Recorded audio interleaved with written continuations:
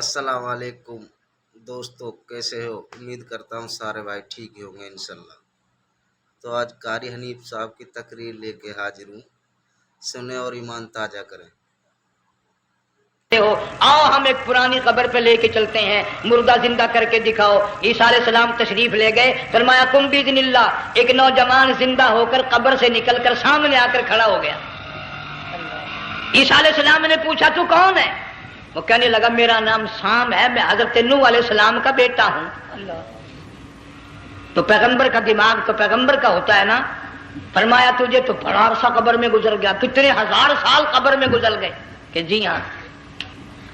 عیسیٰ علیہ السلام نے فرمایا یار ملاقات تو اللہ نے کرائی دی، قبر کا کچھ حال تو بتا، کیا بنتی ہے؟ قبر کا کچھ ماحول بتا، قبر کی خبر بتا۔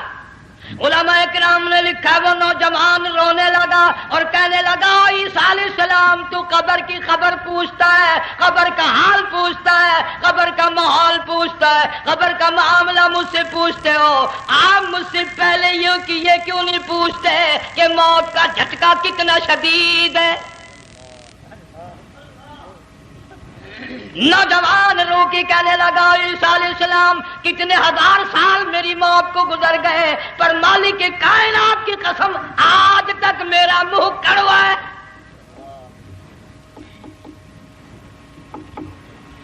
اس لیے جنگ والوں لمبی چوڑی بات کہنے کا وقت نہیں، حالات نہیں، میں تو تمہیں اتنا سا پیغام دینے آیا۔ کھانے پینے کا زمانہ ہے، میں جانتا ہوں تم کیلے کھاتے ہو، تمہیں کیلے کا ذائقہ معلوم ہے، امرود کا ذائقہ تم کو معلوم ہے، انار کا ذائقہ تمہیں معلوم ہے، انگور کا ذائقہ معلوم ہے، انناس کا ذائقہ معلوم ہے، آم کا ذائقہ معلوم ہے، ہزاروں پھلوں کے ذائقے تمہیں معلوم ہے، ہزاروں مٹھائیوں کے ذائقے تمہیں معلوم ہے، ہزاروں بیکری کی چیزوں کے ذائقے تمہیں معلوم ہے، ہزاروں شربتوں کے ذائقے معلوم ہے، پر تم نے جنگ والوں کبھی بھی قبرستان میں جا کر قبر والوں سے یہ نہیں پوچھا او قبر والوں ذرا بتاؤ تو صحیح موت کا ذائقہ کیسا ہے؟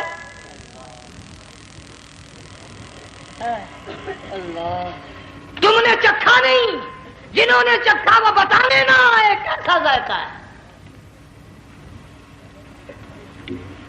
اس لیے قرآن کہتا کلا اذا بلغت التراقی وقیل من راق وظن انہ الفراق والتفت الساق بالساق الى ربک یومئذ المساق۔ بادشاہ ہو، امیر ہو، وزیر ہو، فقیر ہو، غریب ہو، رگیں ٹوٹیں گی، موت آئے گی، اور جس کی آئی تمہیں معلوم نہیں کس طرح آئی، کس حال میں آئی۔ جن کے دلوں میں ان باتوں کا خیال آیا خدا کی قسم صحابہ کرام میں سے اتنے رویا کرتے تھے آنکھیں ختم ہو گئی۔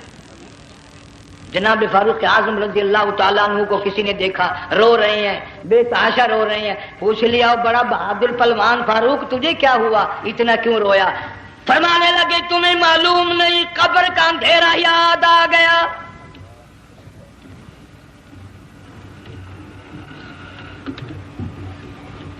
ایک لاکھ 29,000 صحابہ کرام اس آخرت کے لیے قربانیاں دیتے آئے، اولاد کی قربانی دی، مال کی قربانی دی، جان کی قربانی دی، جو کرنا پڑا وہ کر گزرے، لیکن محمد عربی صلی اللہ علیہ وسلم کا دامن نہ چھوڑا۔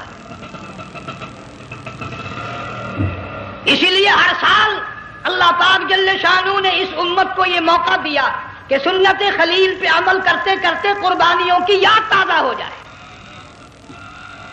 قربانیوں کی یاد تازہ ہو جائے۔ قرآن کریم میں جا بجا ابراہیم علیہ السلام کا اللہ پاک نے ذکر خیر فرمایا، یوں فرمایا ہم نے ان کے بڑے امتحان کیے، بڑی آزمائش کی، وہ ساروں میں کامیاب ہوئے۔ تم ہر وقت اللہ سے یہ دعا کیا کرو اللہ ہمیں امتحان میں نہ ڈالے، آزمائش میں نہ ڈالے، ہم امتحان کے قابل نہیں۔ یہ ہمارے جو امتحان ہوتے ہیں ان میں نقل ماری جاتی ہے، تو اللہ امتحان لے گا تو نقل کیسے ماریں گے، کیسے کام چلے گا؟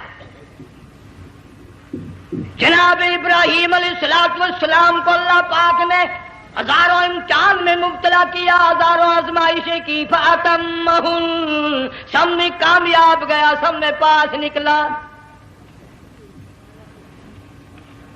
ایک آزمائش ایسی بھی آئی، اللہ کی توحید کی وجہ سے، شرک کو مٹانے کی وجہ سے ابراہیم علیہ السلام کا سارا مصر فلسطین دشمن بن گیا، حضرت سارہ کو ساتھ لے کر چل دیے، ایک بیوی ساتھ ہے، اکیلا دم میں۔ یہاں تو لوگ محلوں میں شہروں میں کہتے ہیں جی میں اکیلا ہی ہوں، میں کیا کروں۔ اگر خلیل کہتا کہ میں اکیلا ہوں تو آج قرآن میں اس کا ذکر خیر کیسے ہوتا؟ پرواہ نہ کی، وہ کہتا میرے لیے میرا اللہ کافی ہے۔ کون کہتا ہے میں اکیلا ہوں، میری ساتھ تو اللہ ہے۔ مصر سے گزرنے لگے، بادشاہ کے ملازموں نے بادشاہ کو جا کے بتایا بڑی خوبصورت عورت گزر رہی ہے تیرے حلقے سے، بہت بڑی خوبصورت عورت ہے۔ کہ ملازم پکڑ کے لے کے چلے تو عورت ذات حضرت سارہ رونے لگ گئی، خلیل میرا کیا بنے گا؟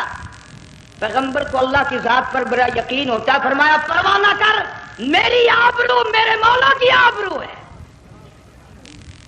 چاہے جہاں چلی جا میری عزت کی حفاظت میرا اللہ کرے گا۔ فرمایا فاللہ خیر حافظا وہو ارحم الراحمین،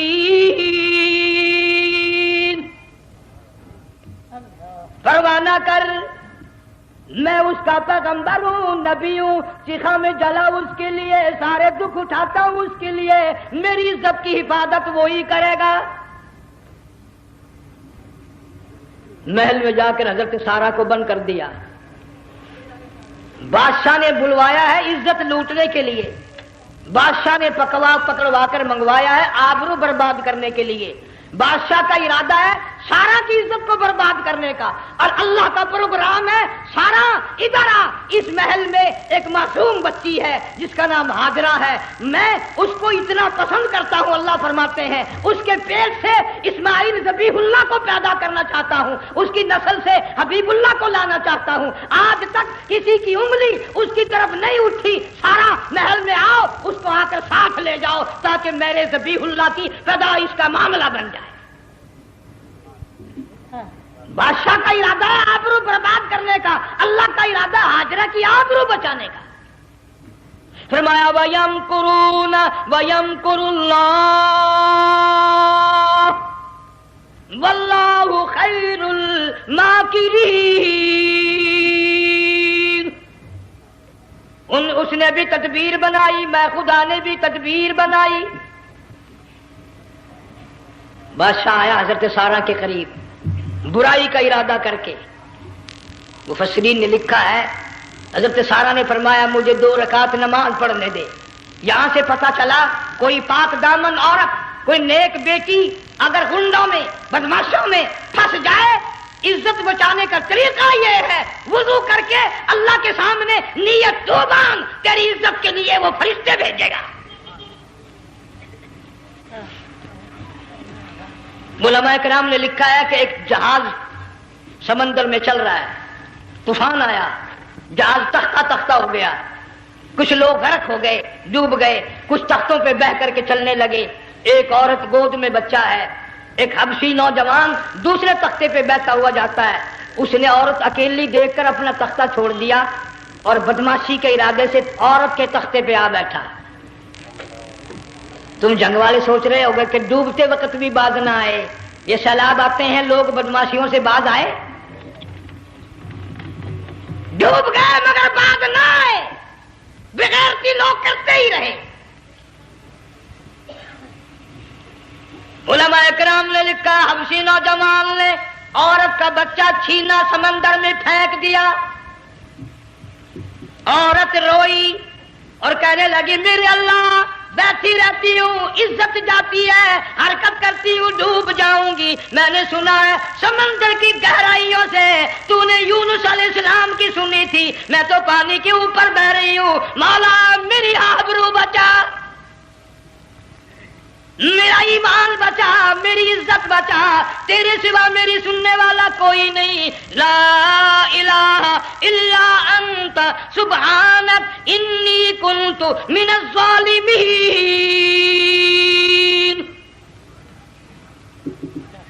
علماء نے لکھا ہے کہ ایک گردن سی نمودار ہوئی پانی میں سے اور حبشی نوجوان کو ایک ہی لقمہ بنا کر لے گئی. وہ تو ہر جگہ سنتا ہے، پکارنے والا بے بس بے کس ہو کر جب اس کو پکارتا ہے وہ ہر جگہ انداز پہنچاتا ہے، وہ ہے جو موجود ہر جگہ. عورت بہتی بہتی کنارے جا لگی، ایک جہاز قریب آیا، دوپٹے کا اشارہ کر کے اس کو بلایا. جہاز میں جب سوار ہوئی تو دیکھتی کیا ہے، ایک نوجوان کی گود میں اس کا وہ بچہ جو سمندر میں پھینک دیا تھا بیٹھا ہوا کھیل رہا ہے. ٹوٹ پڑی میرا بچہ ہے. لوگوں نے کہا تیرا کہاں سے آیا؟ ماجرا سنایا. اس طرح ہوا. جہاز کے کپتان نے کہا ہم جہاز لے کر آ رہے تھے، غیب سے آواز آئی جہاز ادھر کو لے آؤ ورنہ ڈبو دیے جاؤ گے. ہم جب جہاز وہاں لے کر پہنچے تو دیکھتے کیا ہے کہ ایک جانور کی پیٹھ پہ یہ بچہ بیٹھا ہوا کھیل رہا تھا. عزت بھی بچی، ایمان بھی بچا، بچہ بھی بچا. اور کوئی بچانے کے لیے تدبیر کرے جبھی نا. حضرت سارا نے نماز پڑھ کر بددعا کر دی. بادشاہ کے سارے بدن میں درد ہونے لگا. پیغمبر کا سارا گھر بڑا کریم ہوتا ہے. جب اس کو درد نے ستایا نا، کہنے لگا میں وعدہ کرتا ہوں تجھے کچھ نہیں کہوں گا، میرے لیے دعا کر دے.